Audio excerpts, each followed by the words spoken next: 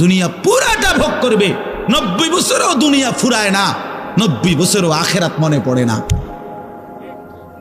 আফসোসের ব্যাপার মিয়া।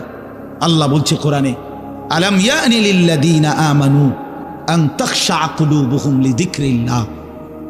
এই আমার ইমানদার বান্দা, আমায় আল্লাহর ভয়ে, আমার স্মরণের জন্য, আমার বন্দেগীর জন্য তোমার দিলটা নরম হওয়ার সময় আজও কি হয়নি বান্দা?